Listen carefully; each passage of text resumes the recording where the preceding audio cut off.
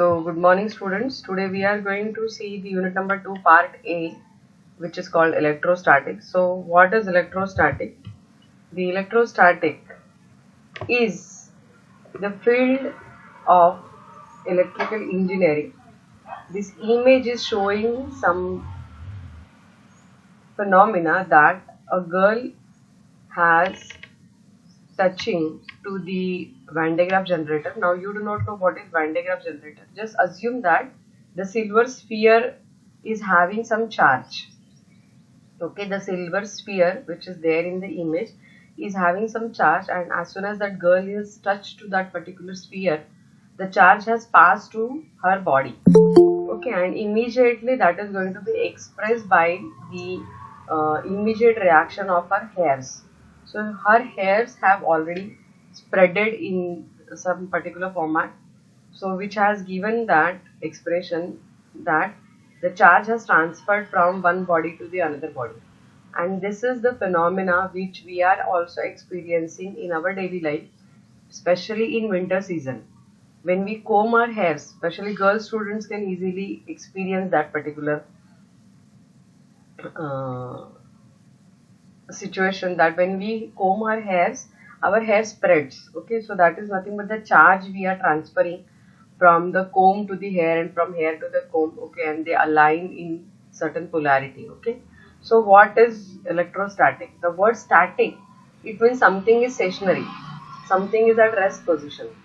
So it is the branch of electrical engineering deals with electricity which is at rest, which is at stationary, which does not have any motion, is called as electrostatics.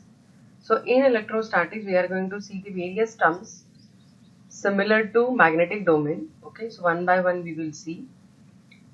In the electrostatic there are certain laws also. The laws are very simple. Okay, the first law is like charges repel each other and unlike charges attract. Okay, the similar to magnetic domain. Then law 2 is called as the Coulomb's inverse square law. The electrostatic is having inverse square law.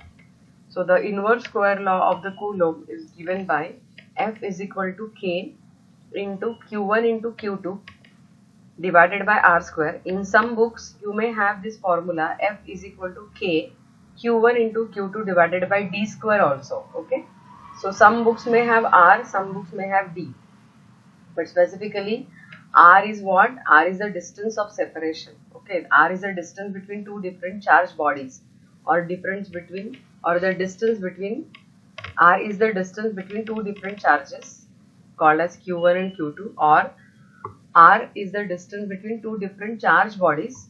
The body number 1 may have the charge Q1 and body number 2 may have the charge Q2.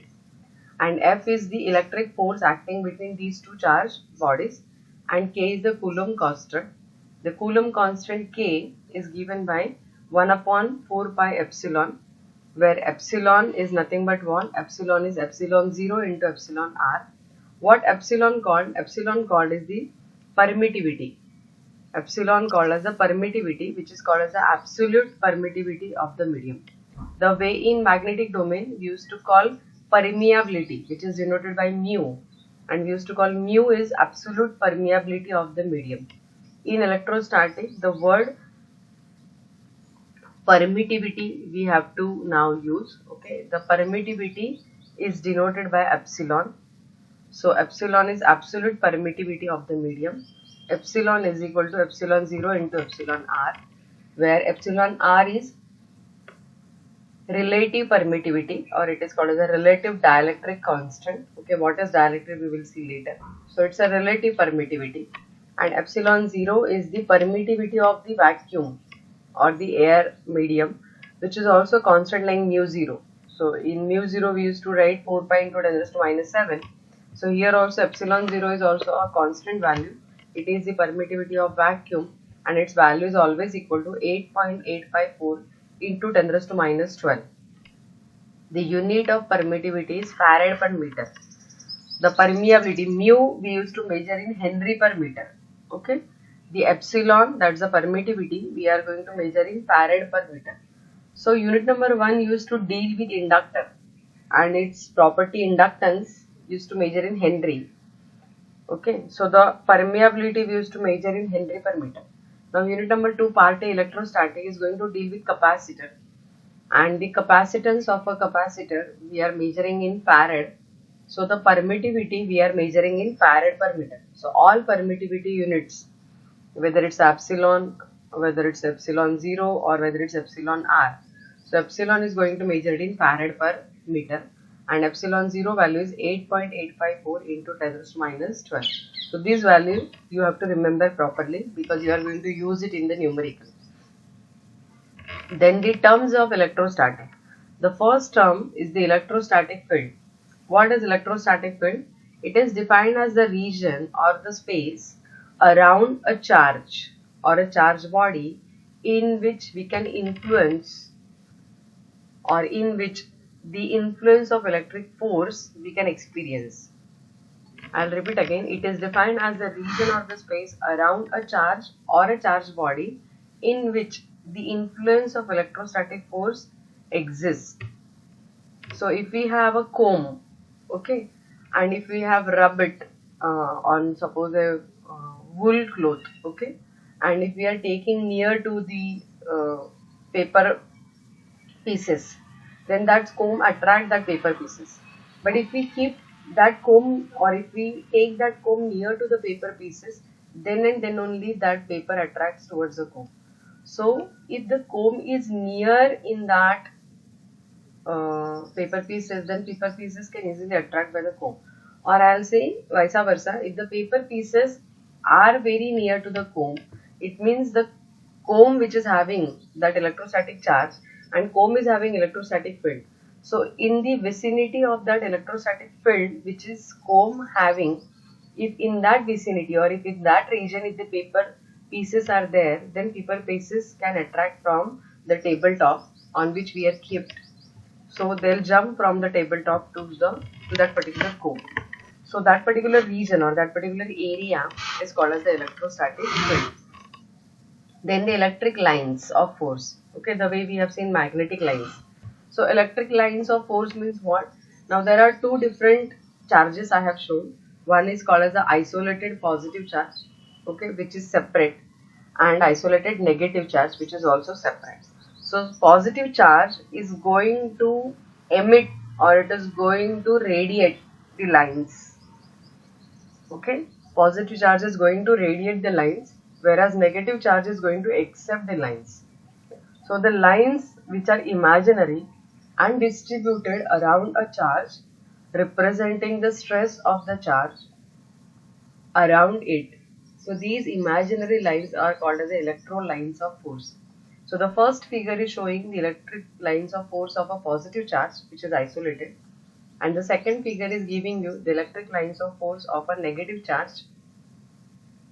So electric lines of force is nothing but the imaginary lines distributed around a charge representing the stress of the charge around it. Now here I have given you, see, now there are two charges we kept to each other. One is the positive charge, another one is the negative charge. So positive charge is radiating lines of force and negative charge is going to accepting lines of force, because two different charges are kept near to each other. So they have the force of attraction in electrostatic field. And the second figure is showing you the force of repulsion. Here two similar charges we kept near to each other. Okay, two same positive charges I kept near to each other. So they are going to face the force of repulsion. So that's why the lines are going to push, or they are going to repel from each other. Okay, so these are the action going to be happen in electrostatic. That's the force of attraction and that's the force of repulsion. Or unlike charges attract and like charges repel. The third term is called as the electrostatic flux. Now what is electrostatic flux? Again similar to magnetic domain. Total number of lines present in any particular field is called as electrostatic flux. Total number of electrostatic flux lines present in any particular field, it is called as electrostatic flux, and it is denoted by psi. It is denoted by psi, or it is similar to electric charge Q also. As it is similar to electric charge Q, that is nothing but Coulomb, which is measured in Coulomb. Q, charge is measured in Coulomb. So the unit of electrostatic flux, as it is similar to electric charge, the electric flux is also measured in Coulomb. So electric flux is equal to psi is equal to Q and measured in Coulomb. The fourth term is electric flux density.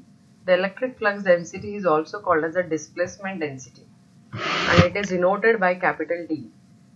And its definition is, it is defined as the flux passing at right angles through the unit surface area. It is denoted by capital D, where capital D is equal to electric flux, that is psi, divided by the area which is perpendicular to it. So psi by A, as psi is similar to the charge, so D is also equal to Q by A, as psi is similar to Q and Q measured in Coulomb. So the unit of flux density, electric flux density, capital D, is equal to Coulomb per meter square. Area measured in meter square and psi or electric flux measured in Coulomb. Okay. So in electrostatic field, we are calling flux is called as electric flux, and in magnetic domain, we used to call magnetic flux. So magnetic flux is denoted by phi, and in electrostatic field, electric flux is denoted by psi. In magnetic domain, magnetic flux density is denoted by capital B. The unit is Weber per meter square. In electrostatic field, the electric flux density is denoted by capital D, and it is measured in Coulomb per meter square. Then the next term, fifth one, is the electric field strength or electric field intensity. We have seen similar terms in magnetic domain called as a magnetic field strength or magnetic field intensity, which is denoted by capital H, which is used to call mmf upon L, that is Ni upon L. Okay, and we used to say it is ampere ton per meter. Here in electrostatic field, the electric field strength or the electric field intensity is nothing but what? It is the force experienced by a unit positive charge placed at any point in electric field. It is denoted by capital E, as it is electrostatic field strength or electric field intensity. So electric field intensity or electric field strength, so capital E is the denotation. It is denoted by capital E, and it is measured in, now it's a ratio capital E, the ratio is F by Q, as F is the electrostatic force and Q is the charge. So electric field intensity or electric field strength, capital E, is the ratio of F, that is electrostatic force, which is measured in Newton, and electric charge, that is Q, that is measured in Coulomb. So the unit of capital E, that is electric field intensity, is Newton per Coulomb. 1. The second ratio or E is also measured in, it's a ratio called V by D. What is V? V is the applied voltage and D is the distance between the two charge bodies. So electric field intensity is the ratio of applied voltage to the distance between two charge bodies. So as applied voltage measured in volts and the distance measured in meter, so the second unit of electric field intensity is volts per meter, where V is the applied voltage and D is the distance of separation, you can say, or the distance between two bodies. Okay. Now the last is sixth one is the permittivity. Now in magnetic domain, we used to say permeability. What is permeability? It is the ease provided by that material which allows the flow of flux, which allows the flux very easily. Okay, the similar way in electrostatic field, the material which we are going to use, that is called as a dielectric medium. Okay, so what is permittivity? Permittivity is defined as the ease with which a dielectric medium permits an electric flux to be established. See, the dielectric medium is nothing but the medium which actually doesn't allow the flow of current. It is actually the insulating material. So even though it is insulating material, but still it establishes the electric flux in that. If you know the capacitor structure, the capacitor is nothing but the two metallic plates separated by a dielectric medium or the insulating medium. Okay, and in that insulating medium, the capacitor is going to store its charge with the help of electric flux. So the material which provides or which establishes the electric flux easily, that ease of that particular material or that property of that material which easily establishes the electric flux in it, that property is called as the permittivity. So epsilon is called as the absolute permittivity, and it is the ratio of electric flux density to electric field strength. So similar way we have seen in magnetic domain, we used to say mu is equal to B by H, or we used to call B is equal to mu H. So mu is equal to B by H. So mu was permeability and B was magnetic flux density and H was magnetic field strength. So similar way here, we are now interested in permittivity. So mu will be replaced by epsilon.